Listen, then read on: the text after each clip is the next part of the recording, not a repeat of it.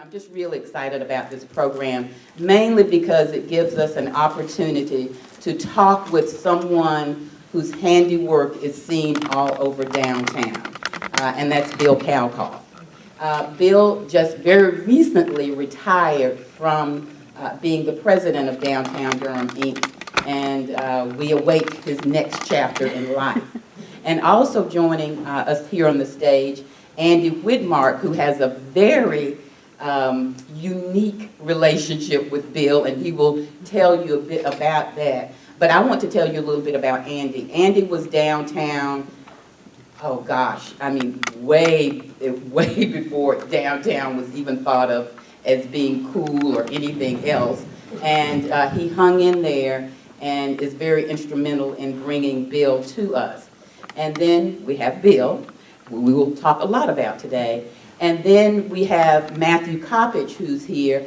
And when you see all those slogans that say, downtown, find your cool in downtown, Matthew is the creative mind behind those campaigns. He is currently the title is the Chief Operating Officer for Downtown Durham, Inc. And he's been with them almost 9 years and has just done a fabulous job. Andy has a series of questions for Bill, but I have one I have just got to ask Bill. Bill, this is your 4th day of retirement.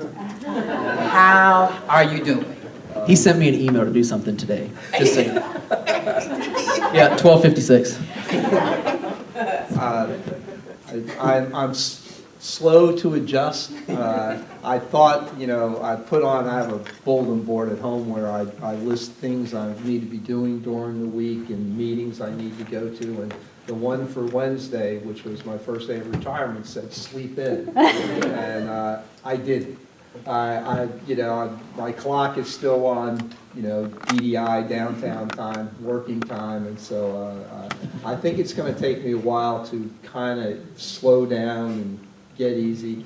I knew this was the time, both personally and professionally, to retire, and I knew I would struggle not being in the action every day, and I know I'm going to have to deal with that going forward, but I'm not there. I'm not even close to being there yet, as feeling retired yet. But we're working on it. We're working on it. All right, Andy, we'll turn it over to you. I know you've definitely got some questions. It's on already? I think it is. Yeah, it's on. The whole list or not? No. No, okay. Bill, when we... Well, oh, you do have the whole. I'm sorry, yes. When we first started... You need to hold it closer, yeah. I can talk and everybody... My voice carries, so... Can everybody hear me? No. Oh, use your mic. You have to use your mic. All right.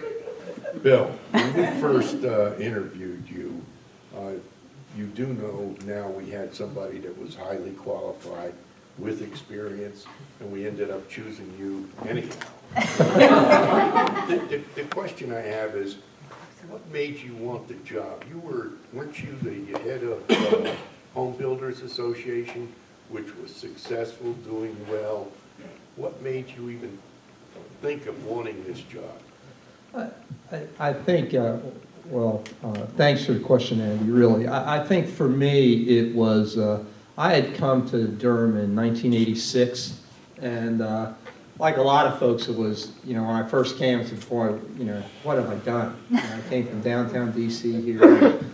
I was just, I wasn't really involved in the community, and then I fortunately was hired by one of my very good friends, former Mayor Nick Tennyson, was actually the chair of the board of the Home Builders, and they hired me, and that allowed me to start getting involved in the community, and especially through a program called Leadership Durham of the Chamber, and excuse me, that. But when this opportunity came up for me, it was, the deciding factors for me were, one, the opportunity to candidly make a difference in my hometown, my adopted hometown, was very appealing to me. The second was, those of you who were back here back in '93 and that, I mean, downtown was a dump. I mean, you hate to say it, there were some good things, but, you know, there was no vision, no leadership, no belief. No belief that, you know, we could turn downtown around. And so that led to the point that we're at a long discussion with my wife at the time was, geez, anything we did is going to look good. And then third, as my colleague and more importantly my friend Matthew knows, and Andy and I think Todd Sapolsky and some others are going to find out, is I never hid the fact that I had an ego big enough to think that we, the collective we, that if we could just find some leadership and some vision and stick with it for a while, the collective we would be successful. I never doubted that. I think so. Those 3 reasons were. Well, when you go back there, there was a feeling in town, almost of a hatred of downtown. It wasn't just that downtown was a dump. There were an awful lot of people here that just really did not want to see downtown succeed. And that's the heart of my question. I mean, you knew that being out with the home builders and out, there was the negative feeling, not just about that downtown was somewhat of a dump, but just that people didn't want to see it succeed. What made you still want that job, even knowing that? I had, you know, I'd lived 14 years in downtown DC, and I'd lived in some neighborhoods that were quite challenged when I first lived in them, and then saw them change with some leadership and some vision. And like I said, that whole issue was really appealing to me. One of the stories I like to tell is, it was probably back in, you know, started in '93, and it was probably 1994, and I was asked to speak at the Durham Association of Realtors. And, you know, I was telling them, here's the vision we're going to have for downtown, here's what we're going to do. And, you know, you could see rolling eyes, and, you know, and one realtor in particular got up during the Q&A at the end, and he rambled on about exactly what you were talking about, Andy, which is, you know, we shouldn't spend any time, we shouldn't spend any money, downtown's dead, we should just let it die, et cetera, et cetera. And, you know, I finally said, well, I'm not sure what your question is, since it sounded quite a bit more like a statement. And I said, but here's my answer to your question is, I'm sorry you feel that way, but all I ask you to do is stay the hell out of our way. Just, you know, you don't have to help us, just don't get in the way. And the redeeming value of that is about 4 or 5 years later, that same gentleman ended up in my office asking how he could become involved in downtown, because now all of a sudden realtors were making some money. And so I remember sitting there and telling him, I said, you know, there's a lot of ways, both quantitative and quality-wise, how are we having some success? And I said the fact that he was back in my office 4 to 5 years later, wanting to get involved after what the statement he had made 4 to 5 years earlier, I said, he actually made me feel pretty good that day. My question, and you don't have the answer to this, but I'm wondering if it's the same realtor that was in my class, a development class at Fuqua, that said the happiest day of his life was when his daughter was born. The second happiest day of his life is when he moved out of downtown Durham. That was the feeling. Probably the same guy. That's for a book published after I die. Do you Could you remember how? repeat the question? I'm having trouble here. Yeah. Hold the mic like you're gonna kiss it. Hold it like you're gonna kiss it. Hold that. That one right there. Yeah, well, that Yay. mic is not. There you go. It wasn't a question, it was a comment that I had, probably the same realtor in my development class at Fuqua said the happiest day of his life was when his daughter was born. Second happiest day was when he moved out of downtown Durham. That was a pretty universal feeling amongst a number of people in the community. Bill, do you remember how many people we had at the first annual DDI breakfast, or I think it was a breakfast, the first one. Yeah, I think we had a board of directors, and Alice was there, and I mean, we probably had a board of directors of about 20, 21 people, and I think our first annual meeting drew a total of about 30 people. So, we were growing, we looked at it that way, we were growing, but, now our annual meeting, and most thanks to Matthew here, our annual meeting is now an annual sellout of, 350 to 400 people, and it's really kind of a fun event. Once again, thanks to Matthew, we do things pretty cool.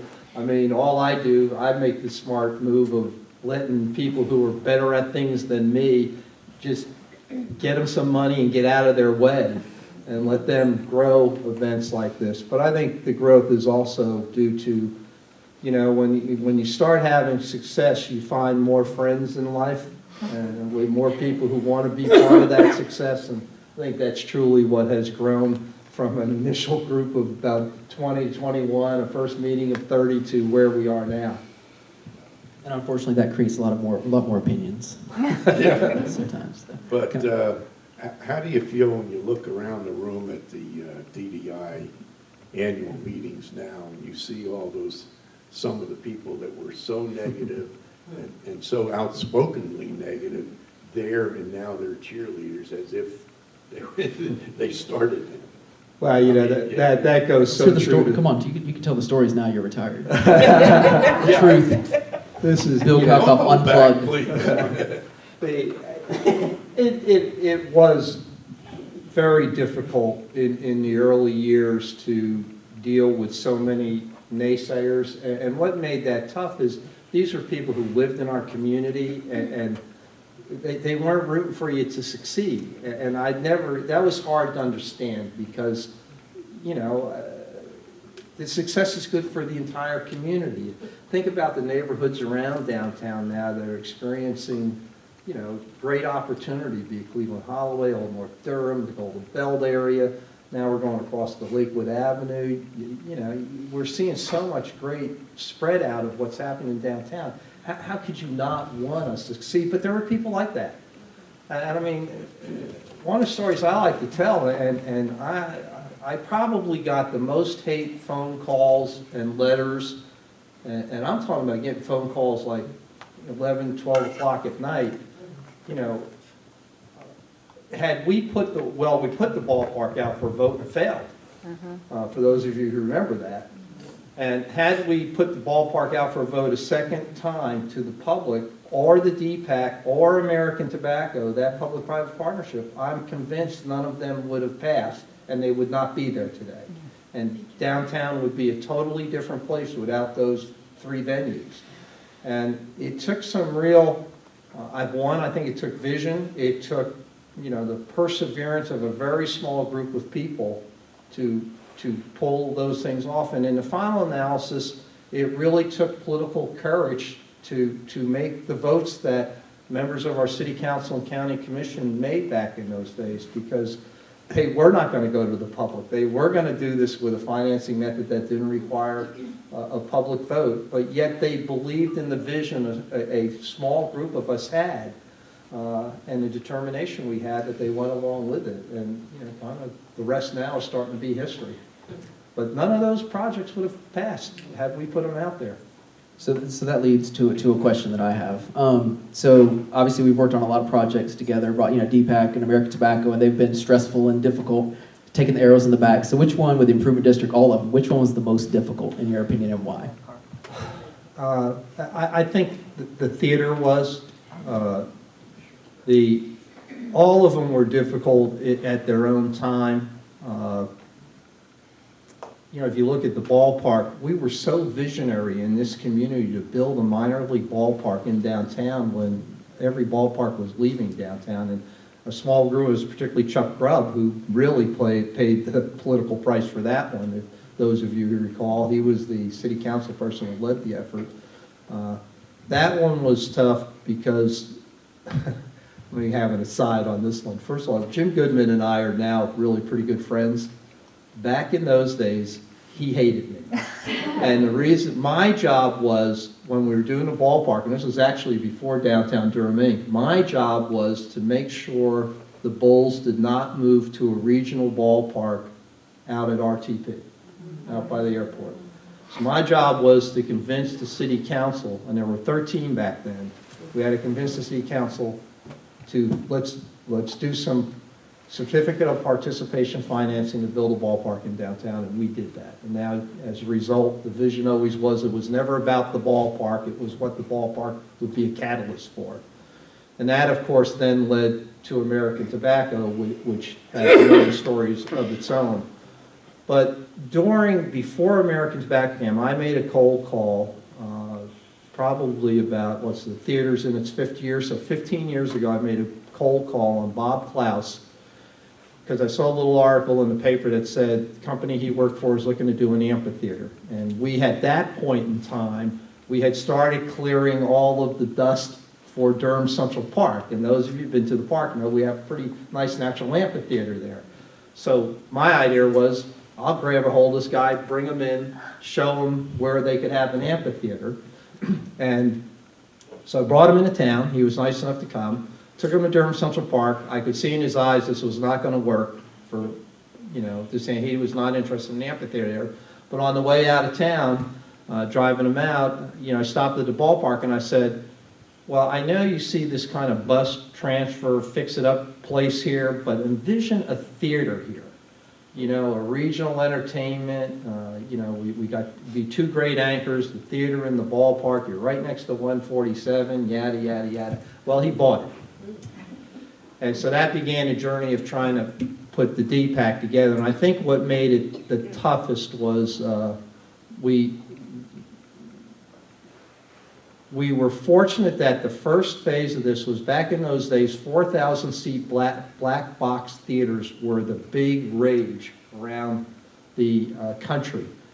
But during our travels, and I'm saying ours, it was like Vermont, Ewell, me, Mike Hill, we're going around the country looking at theaters, we were really coming to the conclusion that these black box theaters were just not going to make it, and that we were way more interested in Broadway. And at the same time, there was a movement in the community to want to go in that same direction, to more of a Broadway theater. But there were, the obstacles were, would we build a theater that hurt the Carolina Theater? Why are you not building the theater in the city center? How are you going to finance the city center? I mean the DPAC. And whenever we came up with the ideas of how to pull those things off, how to have a relationship between the DPAC and the Carolina Theater that benefited both. The reason you couldn't build it in the city centers because there's no place to park for a theater like that. And you couldn't find enough land to build it. And so the challenges went on, and when we came up with the original funding idea, which was mine, which was, let's add 1% to the hotel occupancy tax, so we'll let the visitors to Durham pay for most of the theater. That was, the Convention and Visitors Bureau fought that. I was on their board at the time. They fought it. They did not like it. I suppose for good reasons of their own. Mine was, you can't have visitors if you don't have any place for them to go to. And so that was a bruising battle behind the scenes. And but we finally pulled things together. A lot of newspaper articles, a lot of skepticism against the theater. So that was probably the toughest one, I think. And it becomes one of the most important ones because it was the theater, when you combine it with the ballpark and American Tobacco, that has absolutely driven the renaissance inside the city center with the restaurants and all that. It really has just driven that. Because now you had a critical mass of people coming to downtown that if you were good at what you did, be it a restaurant or a boutique retail, you should be able to survive. And as Matthew, you well know, and many of you here, it's played out the way we thought it would. The amazing thing that's played out, we would have been happy if the theater broke even. We're just making millions of dollars for the general taxpayers. That one, we'll take full credit for fully knowing that. And before I go on, I'm seeing Malcolm White is sitting here. Malcolm, raise your hand. Malcolm works for Self-Help Credit Union, and there are the one thing I hope this community never forgets is those guys like me and guys who will follow me, guys and gals who follow me, we stand on the shoulders of other people. I stand on this guy's shoulder. Malcolm's Walsh Martinique was another one who, they started investing in downtown when nobody else was. Hank Sherrick's another one. So, you know, it's just a message. Very important. It's always been very important to me. Matthew knows this, that, you know, we never forget the shoulders we're standing on, you know. Yeah, Bill, I'll tell you, I was very quiet. I was very vocal on the ballpark, totally supportive. I absolutely kept quiet on DPAC because I was really unsure that wouldn't turn into a boondoggle that would cost the city a bunch of money and give a black eye to DDI. But I wasn't going to buck you on it, so I just shut my mouth. Why were you so absolutely positive that was going to work? I mean, or maybe you weren't as positive as you acted. You acted like this was a certainty, not let's try it and see if it works. I think the vision from the early days of DDI, we always looked at downtown as having these multiple districts. And the vision we had back then, before we had a master plan, was, you know, Brightleaf Square would kind of be this semi-regional restaurant entertainment place. With the ballpark, the idea was, okay, we're going to eventually get American Tobacco done, but we need to make that a regional entertainment center. And then the city center needs to be this uniquely Durham place with uniquely Durham restaurants and businesses. And then, of course, Alan Wilcox and Kurt Eshelman, very early on, the three of us got involved with getting Durham Central Park done. And the idea was, you know, we needed green space in downtown, and then we would see investment grow around the park. And so that was always the vision. And the vision for the American Tobacco District, what we now call the American Tobacco District, was always to have two major entertainment facilities there. And it never questioned in my mind that we wouldn't at one point in time find a theater and a partnership which would get that done. And let me say that there are a couple reasons why it was so successful. I thought it would be, we knew we had hit a home run before we stuck a shovel in the ground. Was one is, guy who deserves so much credit for that DPAC, and his name doesn't get banned enough, is Phil Shostak, was the architect director of that. And he deserves incredible credit for that theater. He went close to bankrupt with how much he had, you know, invested in that. Second guy was Mike Hill. Mike Hill was Goodman's right-hand guy in downtown until quite recently. And Mike was the driving force behind Capital Broadcasting with the theater, the ballpark, and the DPAC. And of course, with the theater, it was Alan Delisle was the city's point guy on that. And the day we knew, our egos were big enough to assume we were always right, but the day we knew we were right is when I get this call from these guys called Nederlander, have no clue who they are. We look them up. Hey, geez, these guys are big time players, you know. I mean, they own theaters in New York, London, LA, Paris, downtown Durham.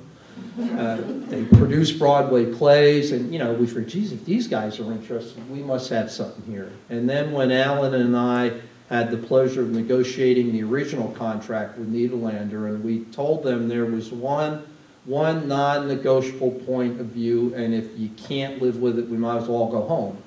And that is, we're building a theater to the specs you gave us. So there is going to be no operating loss on the taxpayers of Durham. Any operational loss is on you, Nederlander. And very long story short is that negotiation went way easier than me and Alan thought. And the way I like to tell the story is we go over to Tyler's, we sit down, have some beers, congratulating ourselves. Man, we've done this, operate, you know, taxpayers not going to lose any money type of thing. And about the third beer, we said, geez, that negotiation went pretty well. I wonder what we left on the table. But it's been a great partnership. But I think it was really when Nederlander showed the interest, and then Nederlander said they would cover any operating loss, we knew we had a home run. We just knew it. Talk a little bit about, in our office, we have a closet. And in that closet, early on, this is when I started here, we have, there are probably 60 or 70 keys on the wall there. And it was basically the keys from all the properties in downtown because Bill was downtown's realtor. So just talk a little bit about those days. It's an interesting for Yeah, downtown. when one of the first things we did when Maria Davis has been with me since day one. She was the first person I hired, and Maria's still our colleague. And one of the things I had Maria do was we needed to have a database of all the property in downtown, who owned it, who was leasing it, etc. Because if you had the information, you then could control to some degree of vision. And one of the things that, as Andy would know, is, you know, there was maybe one or two realty companies working downtown. Nobody was showing space. Most of the space was what we refer to as Class C, which is not very nice space. So somebody had to act as downtown's realtor. So we were able to convince enough property owners to give us the keys to their building so that when we were generating interest, we would, you know, be able to at least show the buildings. And I'll go back to the early days, and once again, I'm going to point to self-help. Self-help was really very good, and I got taught an early lesson from watching them, and that was they took these chances on nonprofits to come into downtown, and a light bulb went off with me in about 1994 that nonprofits have a lot of important people on their board of directors.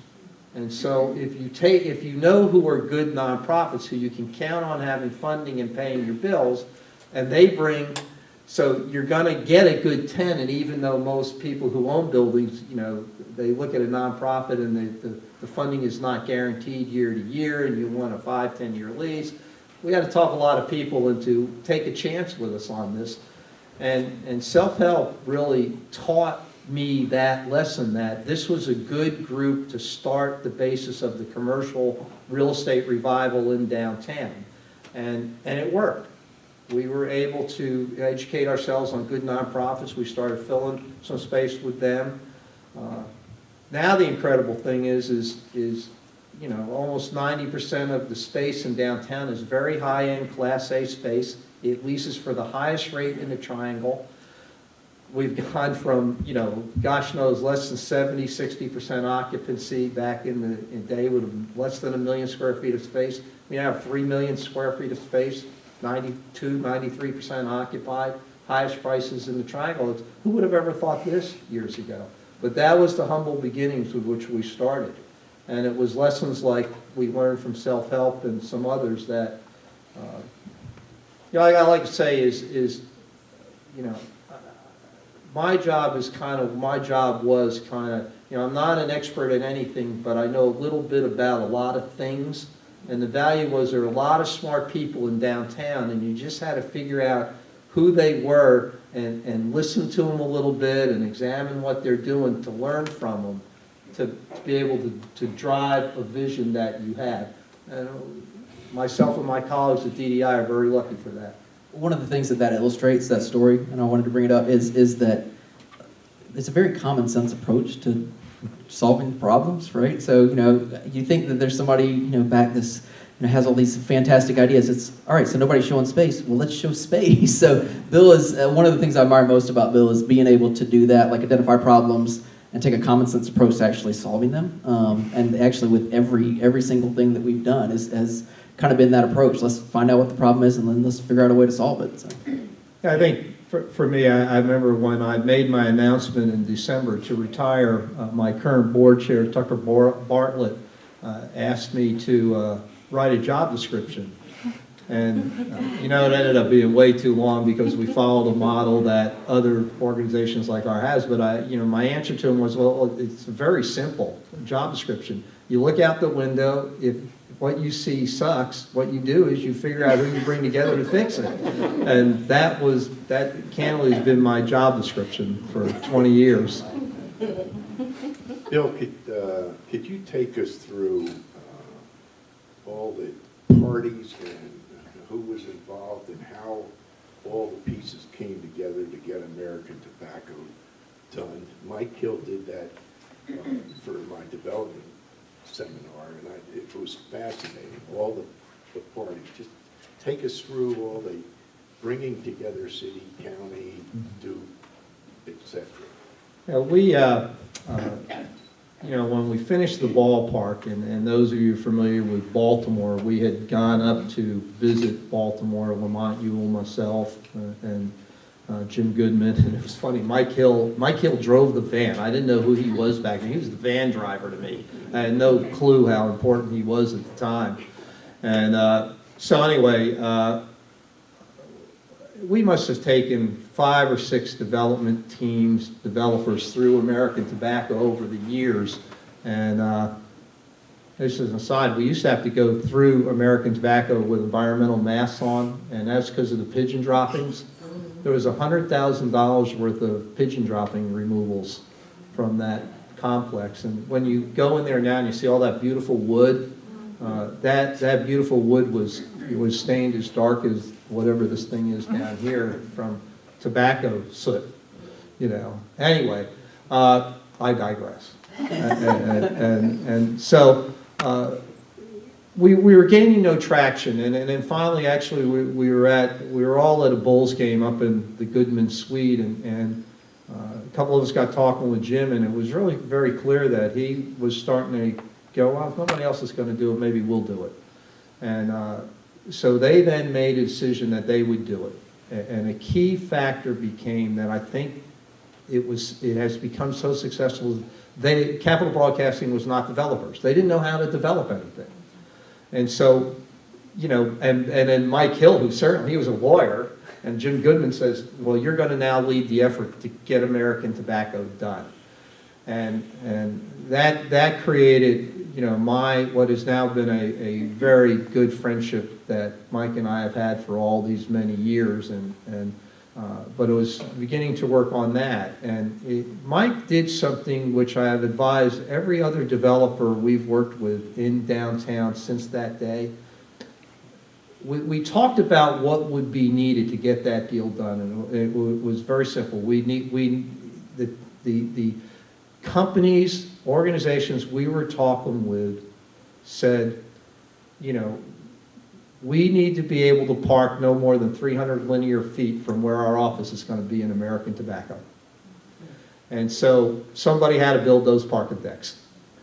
And so my job then became to convince the city and the county to step out of an incredible norm of theirs, which was, why would we build a parking deck for the private sector, and to get them to build what are we now call the north and the south parking deck.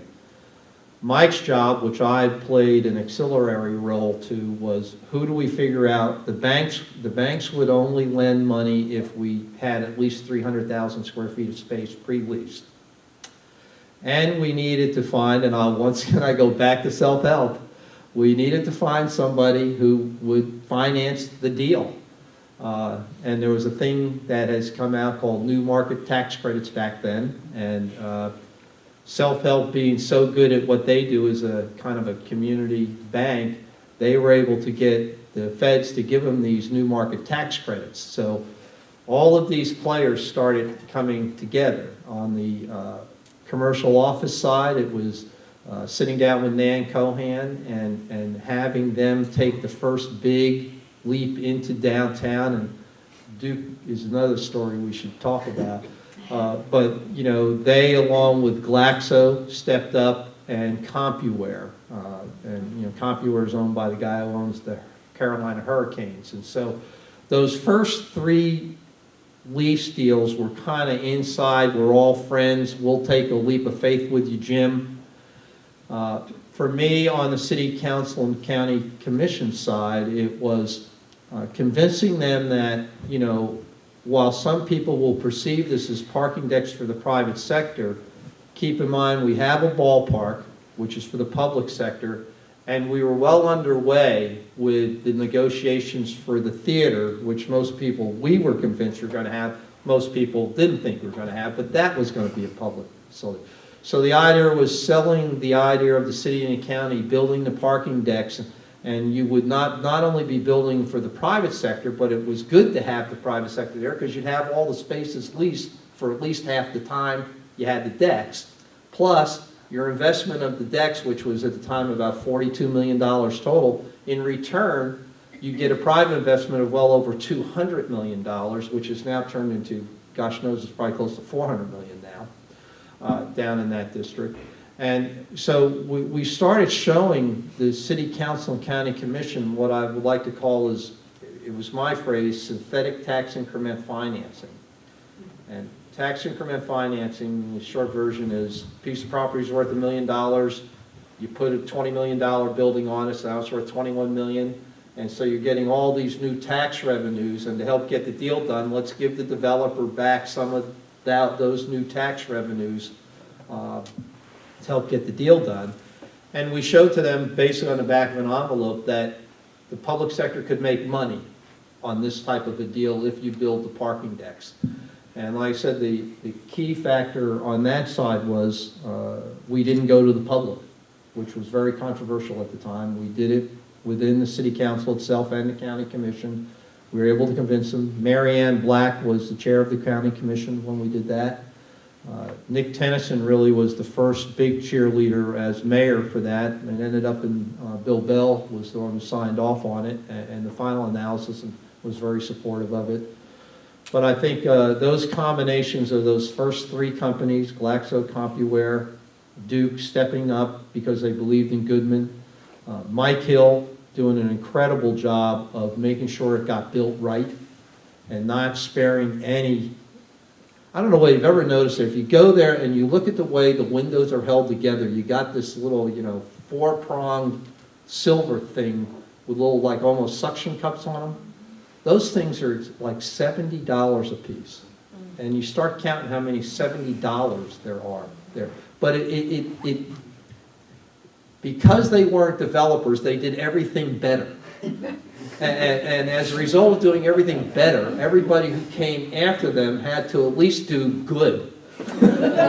If not better, else they couldn't compete. And so, all of those things came together. Eddie Belk is the architect, Self-Help is the funder, multiple players just all came together. But in the final analysis, it was people who bought into a vision, a small group of determined people, and a city council and county commission that had political courage to build those parking decks.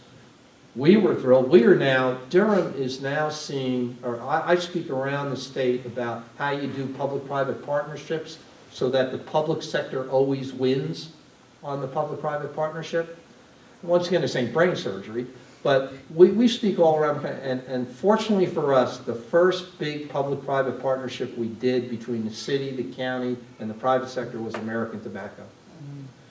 And so every public-private partnership since then it's hard to say, well, we got to trust these guys, look what they did. So we were lucky, the pieces, we were determined and we got lucky. So I'm gonna switch gears a little bit. No more development right now. So what's the craziest thing or the most ridiculous request you've gotten since you've been at DDI for 20 years? Wow. That's a tough one because I can ask these now because he doesn't sign my paycheck anymore. I could, because typically I just pawn those off on you guys. I think it was, one of the things I'm very proud of Downtown Durham Inc. and all my colleagues who've worked there now. One of the things I'm most proud of, there's only been 9 of us who worked there, including me, in 20 years. And I think that says a lot for the people who've been at DDI. And I think we gained a reputation very early on as we could get stuff done. And so the request from us, it'd be everything from, we got rats here, help us get rid of the rats, to, I can't get this city official over to my place. I can't get funding, can you open a door to a bank for us? The list just goes on. And I think for us, what was a true credit to all of us is people came to us because we could get stuff done.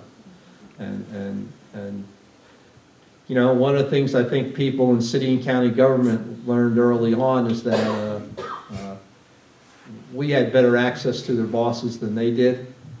And we would always go through the channels. I've always preached, you got to go through the channels because it's the right thing to do.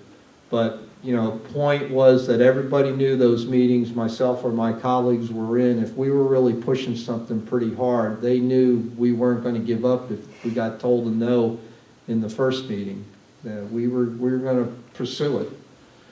Sometimes we had to help get some people voted out of office. Other times I've told folks that we just outlasted people. The two-way streets, we just outlasted people to get the two-way streets. And that's another story about how that came about. But, you know, so many, you know, incredibly ridiculous things have gone on there. And fortunately for me, about 10 years ago, I could pawn them off on Matthew and Melissa and Mel and other people because they're a lot better at it than me.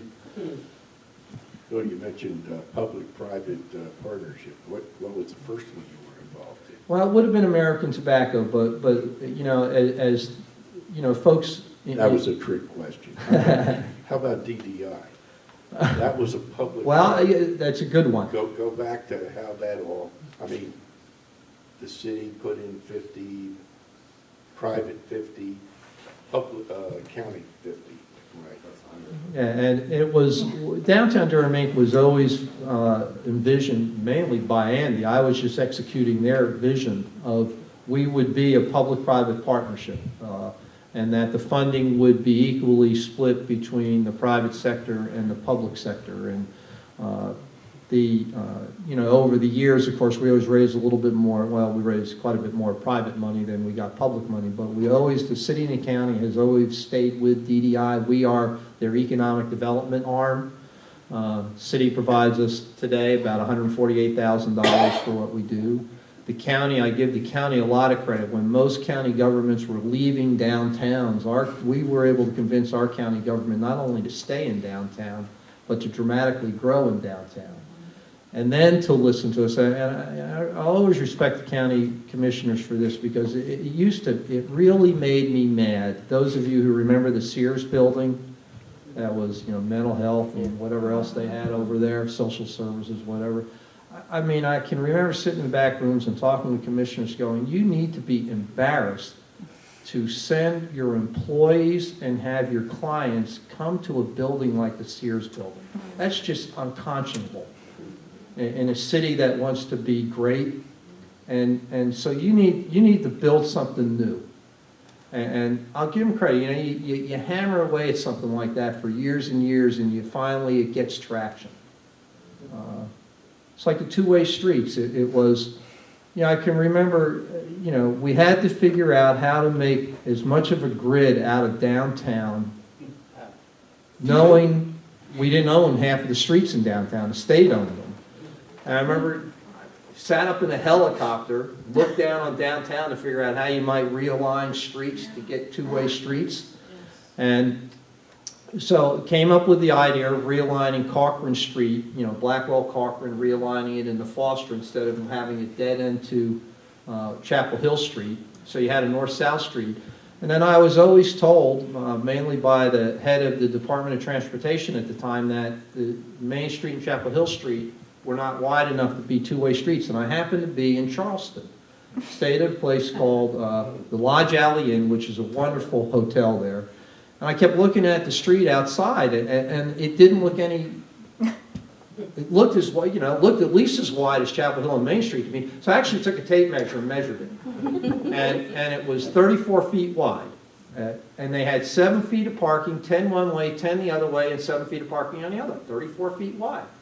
And I came back to Durham and I measured Main Street and Chapel Hill Street. And you remember when we had those bunkers with the trees in them? Yes. Stuff. Well, I decided to measure from bunker to bunker. And guess what? It was 37 feet. So it was, you know, the only reason we can't have two-way streets is money and political will. And so began the odyssey of trying to get two-way streets. And I'll tell you what else was important to me about the two-way streets. It is when you, early on when I was in downtown, when you looked to the west, we had wealth. Duke, Forest Hills, etc., Duke Medical. When you look to the east, we had challenged communities. And yet we had one-way streets that wouldn't allow folks to connect with each other. And if downtown was going to be everybody's neighborhood, we needed to be able to welcome people from every side of downtown, of Durham, north, south, east, west.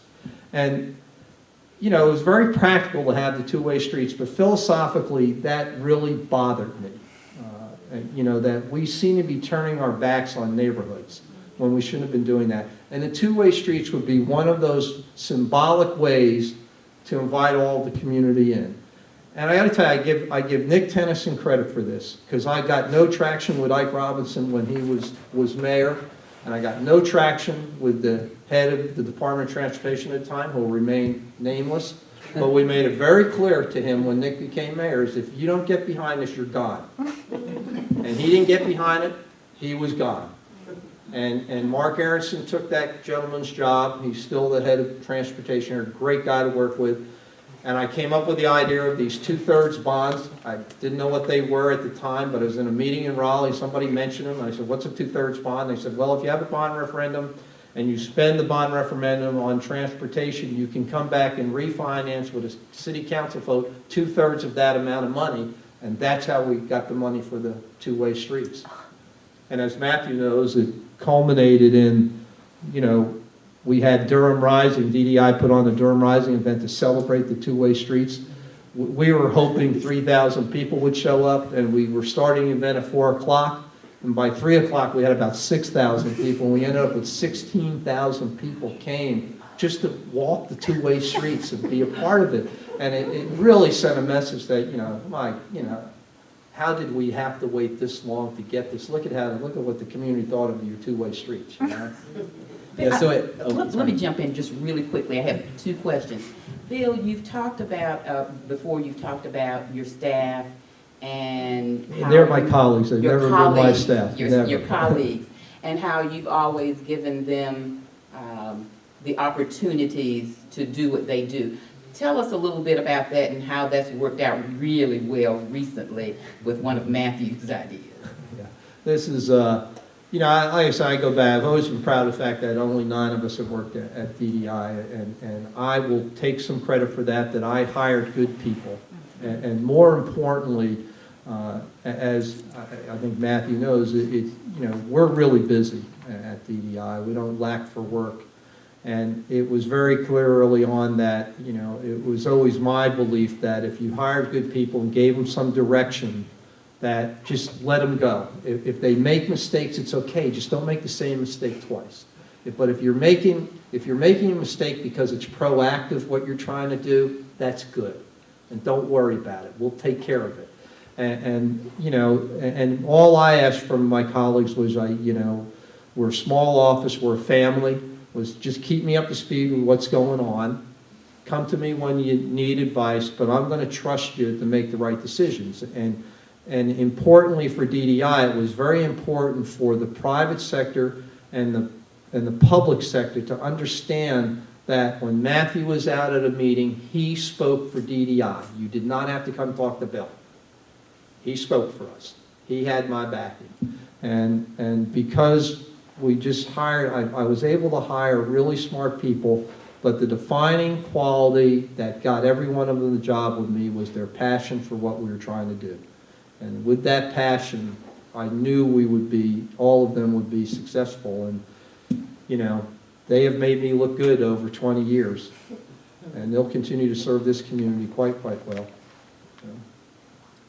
You want to talk a little bit about the small office idea? And then, you know, so, and this is where you get things where, you know, you just get out of somebody's way. And I give, Adam Klein worked for the chamber at the time, and Matthew's obviously my colleague. And we had decided, one thing I always like to say is, those of you who read Richard Florida's book, The Creative Class, we were doing the creative class before he wrote his book. We figured out long ago that if you could build a downtown where young people wanted to stay and live and work, that the investment would follow the talent. And then Florida wrote his book. So we knew this. And I guess it was probably about 5 years ago now when we got talking, Casey Steinbacher, who runs the chamber, me, Matthew, and Adam, and we got talking about how do we juice up going through the entrepreneurial community more than we're doing now. And we gave that challenge to Matthew and Adam, and once again, the brilliance of Casey and me was we got out of the way. We helped find some money and then just got out of their way and let their creative juices go. And they were very smart to recognize early on that you don't dictate to the entrepreneurial community. What you do is you go talk to them and say, what is it we can do for you? It's kind of a bottom-up way to do stuff. And they started these successful You startups. buy them pizza and beer, that's what. Had these very successful startup stampedes and that. So, one, the SMOFIS is, I'm going to let Matthew tell you how he's now goes to Rocky Mount with Adam to try and make Rocky Mount understand how to work with the entrepreneurial community. They've got a ways to go, but he's now driving back from Rocky Mount with Adam. Sure, so we're driving back after doing a talk, and a number of cities, Wilmington and Raleigh and a few others, are trying to copy the startup stampede that we had done. So Adam says, we needed to kind of think out of the box and do some more things over the next couple years to really build what we've done here and get some more national attention as opposed to just regional. So I was like, we should give away the world's smallest office space. And we kind of laughed about it for a second, and then we're like, this could be crazy enough to actually be something. So on the way back, we started talking. We sat down with Bill and Casey, and I'll give Bill and Casey credit. They have been, they and our boards have been really supportive of us, thinking of these crazy ideas and letting us actually take them and spend some money. And like Bill said, if we fail, we fail. This is one of those ones where you release it, and you hope it goes well, but you never know until you actually release it. So we worked with BU Cafe to do the world's smallest office in their front window. The first day we released it last year, we actually got some international press. So TechCrunch covered it the first day, which is the big startup and technology blog that's located in California, and that's about 4.5 million followers. Fast Company covered it, the New York Times covered it. So then we were nominated a couple months ago for the World Chambers Congress, which is kind of the gathering of all the chambers around the world. It was in Doha, Qatar. We were actually chosen as one of the 5 finalists for the most unconventional chamber project in the world. Crazy enough, right? 25 square feet, mind you. 2.3 square meters is what we had to translate it to over there. So we went over actually a couple weeks ago, I guess, and we were over in Qatar for a week. We had some pretty tough competition, but we ended up actually winning the competition. So we were named the world's most unconventional chamber project. So we're pretty proud of it. Who'd have thunk it? It's one of those things where you come up with these things, and luckily our bosses and everybody kind of gets behind it. The community really got behind it. BU Cafe and a number of the partners that we had in downtown really got behind it. So it's good to be fun and different, and it's very Durham, so we enjoy it. And so it was definitely an honor to represent Durham and downtown and Downtown Durham Incorporated. So. Bill, before we conclude, do you want to make an announcement today, or do you want to hold off on the announcement? People have asked Getting that me. in. People have asked me, what's going to be your future, and certainly I hope part of it is somewhat better golf game. But one is, as everybody in this room is sitting here, whether we were born here or we came here, this community just grows on you. And so I love this community. I was headhunted 4 times to leave Durham, and I told the headhunters, I'm not in the profession of downtown development. I'm in the profession of trying to make my community better. I happen to be doing downtown development. It's a very different equation for me. So my point is I love the community. The second is I do want to serve in some capacity. I don't know what that is right now. It's only been 4 days. But I am going to take a serious look at, do I want to run for public office? And I say that because I do have a love for this community. I think the vision and the strategies we have employed in downtown are transferable to this community, the broader community. And I think, based upon the experience I've been fortunate enough to have, the opportunity I was given, I think I've got something to offer. And I think also that, I'm not only colleagues, I'm good friends with almost all, the leadership in the private sector, the leadership in the public sector. I mean, we know each other well, we respect each other, we're friends. Last night, Tom Bonfield and Karen Bonfield and myself and my friend Cecily we had dinner together last night like we do at least once a month. I mean, So I'm going to give real serious thought to it. I'm not sure that's where I'll end up. I'm not sure. A number of people, including, some folks here have said, I may not function well as one of 7, given my background in history. So I'd have to hold myself back a little bit. But, I do want to serve this continue. I got a lot of energy, a lot of interest, a lot of love for the community. I'd like to serve it somehow. That sounded an awful lot like a declaration of candidacy. I do want to give, while we're wrapping up, I do want to give you all an opportunity to pose questions to Bill if you have one. Oh, my, okay. There we go. Kiss the mic. Kiss them. And I have a loud enough voice that they can hear me over at the Durham Bulls Athletic Park. Which brings up 2 questions. Number 1, there's been publicity that the city is going to make some improvements to the ballpark. So are they going to use certificates of participation, or how is this going to be financed? And the second thing is, what prompted Netherlanders' interest in the Durham Performing Arts Center to make, that prompted them to make the call to you? I think with the Bulls, the improvements to the DBAP is, one is there has been, the building, the ballpark when we go to it, it was built in 1994, so it's old. It looks better than it is, when you're behind the scenes, and so there's been long overdue $6 million worth of improvements or maintenance that has been needed, so that's part of the deal. The second one was the Bulls.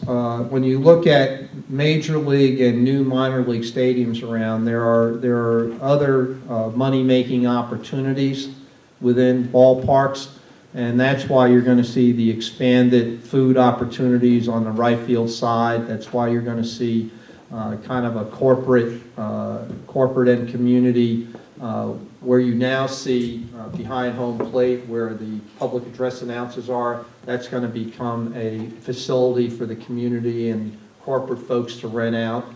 The least desirable seats at the DBAP are out in right field. And so what you've seen a lot of stadiums do, a lot of ballparks do, is create kind of a almost cocktail type area out there with table seating and stuff. And their fans have told us that when they take their kids there and the kids go to the kids zone, the parents have to go with them and they can't watch the kid and see the game. So there'll be an improvement in bringing seats in the kids zone so that parents who want to be with their kids at the game, the kids want to go to the kids zone, they can be there. So those will be kind of the major improvements. They'll cost probably about $8 million, and the city has agreed to pay $6 million of that, with anything over that $6 million would be on the Bulls.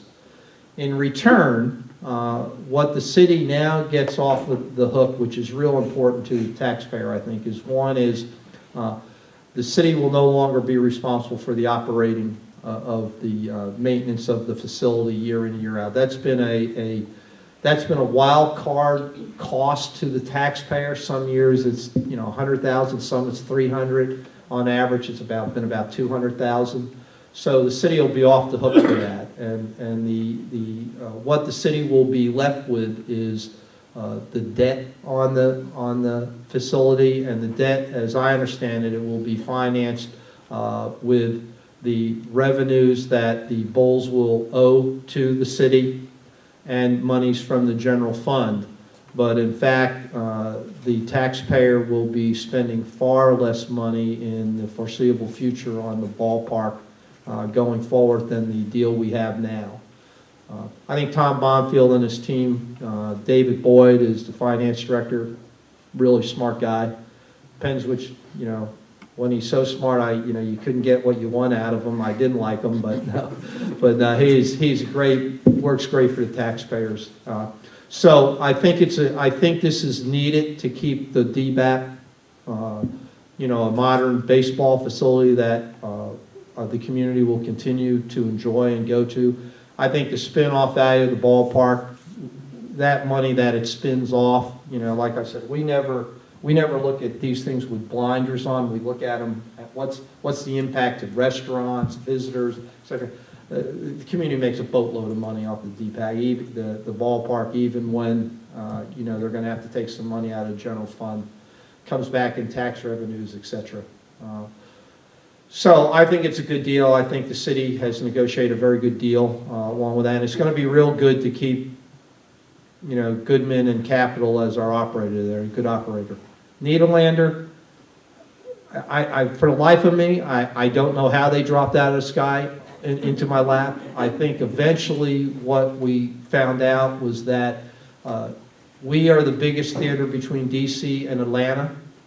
And what they figured out is since they control so many acts, particularly Broadway acts and that we were in a perfect location to run them from the West Coast to Atlanta to here to DC when there were the road shows. And they figured out that, given the demographics that are within 100 to 150 miles of 147, where that theater is, they were smart enough to know the business that they knew they'd make money. And like I said, it actually started with the Bulls, but one of the things we did really smart back then is we got the city out of operating these facilities, and what we did is we brought in pros, and we listened to the pros, and we build what the pros told us to build, but then we negotiate a contract that was favorable to the taxpayer. Let me say one other thing about our public-private partnerships, because this is really important. As Matthew knows, at DDI in 20 years, we had 4 non-negotiable criteria with every investor we worked with. And if we couldn't be convinced these were met, we told them to go home. It had to be consistent with our downtown master plan.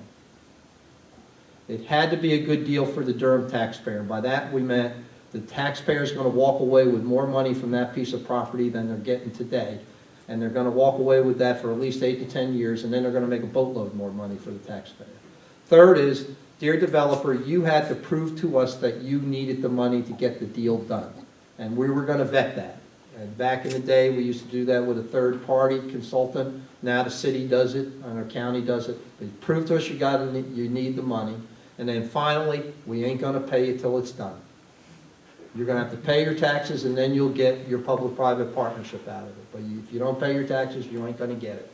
So I think a lot of people misunderstood that, because it was always, from our perspective at DDI, every deal had to be a good deal for the private sector and the public sector. Any additional questions? I have a quick, Yes, you were I have next. a quick one. Why were there only one-way streets in downtown Durham? And how long back does that go? When was that decided? It's really an interesting question, because Matthew asked me earlier what's some of the strangest things that. Well, when I started looking at that, I could never exactly find out when they were built, and I went back to somewhere in the early 70s or something, and so I don't know when the city. I think the point was back in those days, urban designers. Urban planners, the idea, there were 2 ideas. One is you would create a loop around the downtown, and you would have, for 2 reasons. One is, you're supposedly going to create this pedestrian environment where nobody would use a car. That's never going to happen. And then secondly, it was typically traffic engineers who then got involved in this, and their job is how fast can we move a car from A to B, whereas folks like us was, how can I slow that car down? So they might look and stop and spend money. Get them out of the car. And so it goes way back then, and it was a failed exercise in urban planning. I might add that's when we did the first downtown master plan. We didn't invite the planning department to participate. My understanding was that it actually had to do with all the bank robberies at the beginning of the 70s, and it would hinder the bank robbers to go out. They wouldn't be circling. Well, there's a good urban myth. Actually, there's a master plan, a plan of some sort, is from probably the mid-'60s in our office, and it's one of the first ones that we've seen with a proposed loop and kind of the urban renewal, tearing some buildings down and replacing the facades on a lot of buildings. So, that was where I think it was first discussed. I don't know when it was actually done, though. Any more questions?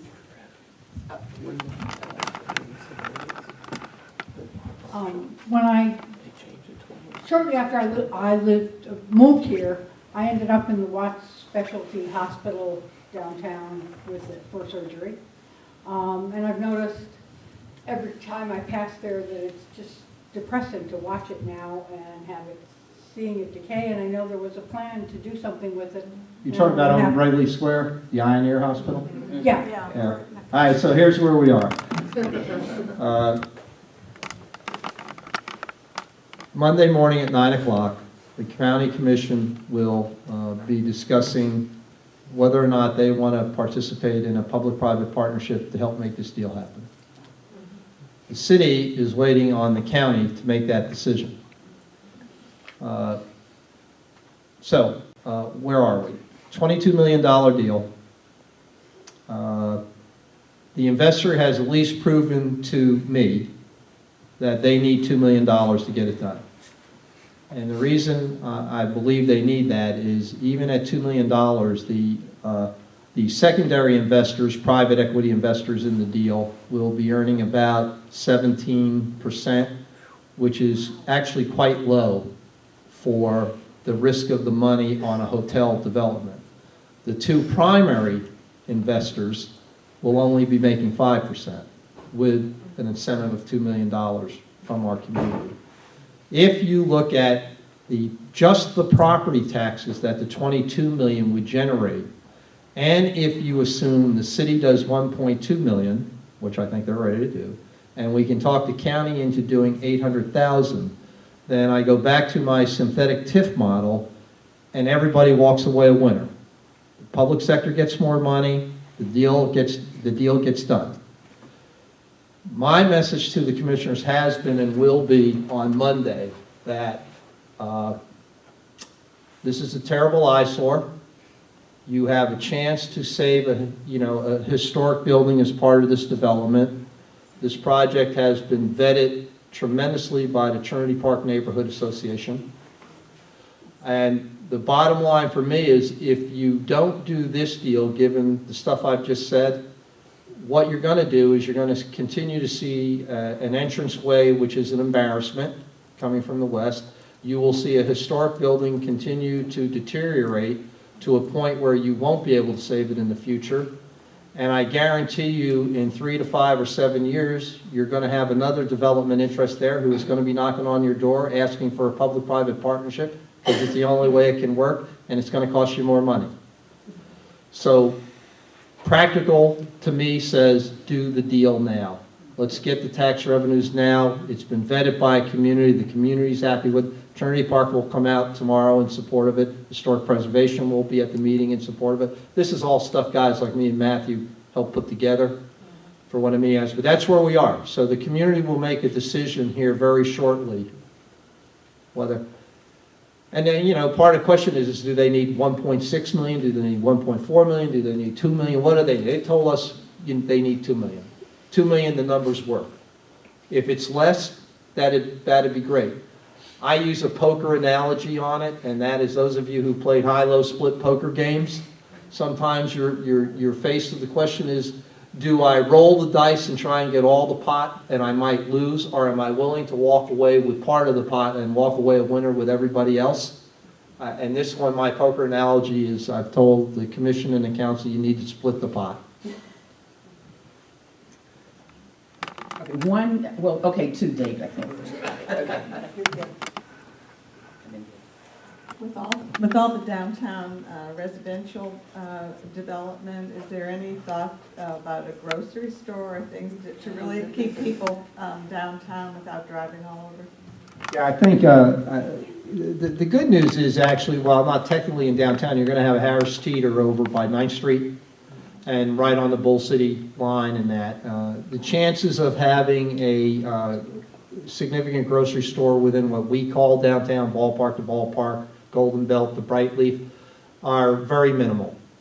And most of that is when you start talking about the need of households and the need of traffic going by a particular site, we simply at this point in time do not measure up in terms of a critical mass for a grocery store to go in. And that is, we've certainly attempted it. I think, Durham Central Market will probably be part of the Kent Street development with self-help. I assume they'll work that deal out. So we'll have some places close, but we've been in this, guys like me get shuttled off to the vice president, to the vice president, to the vice president, to the vice president of somebody.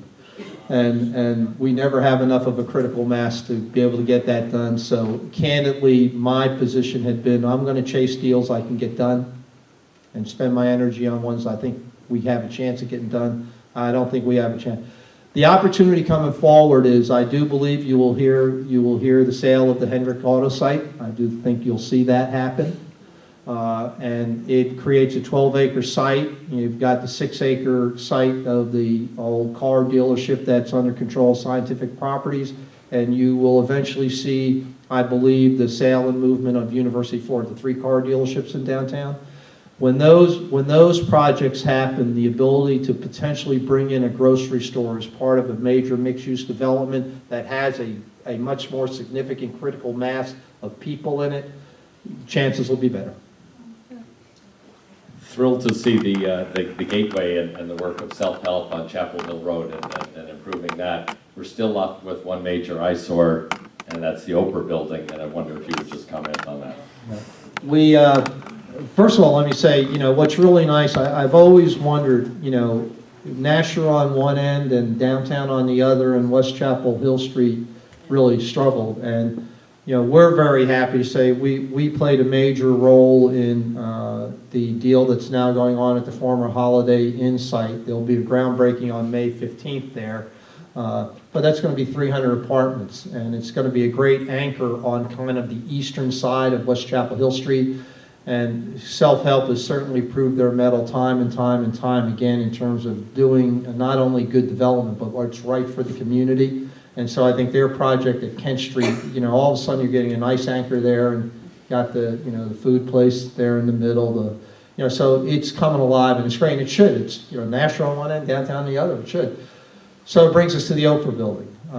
The long and short of that is we were very, very close to a deal that not only would have put 2 major high-rises on that site, but would have extended a project all the way through the alleyway that runs between Corcoran Street and Mangum Street, with the development continuing with a rebuild of the Chapel Hill Street deck being wrapped there, and a residential tower on that side of the project, with a very reputable developer, East West Partners, at the time. And a very exciting project. I think it eventually still will happen. But the owners of the property, the Sturdivant family, simply want too much money. We know the figure they want. I can tell you they have turned down multiple millions for the property. And you have to keep in mind that it's going to cost another $1 million to demo and remove that property to build a new vision for there. I think it was also heard with the very unfortunate ill health of Diane Sturdivant. Diane really bought into our vision for there. Whether or not she would have agreed to the offer that was made, I don't know. Her health is not good, and it's really too bad because she's a really nice woman. But until they come down on their price, nothing's going to happen there. All right, on that note, we're going to end. I want to thank all of you for coming out this afternoon. Andy and Matthew, I want to thank you for your participation in this program this afternoon. And Bill, we'll just wait for chapter 2. Thank you all.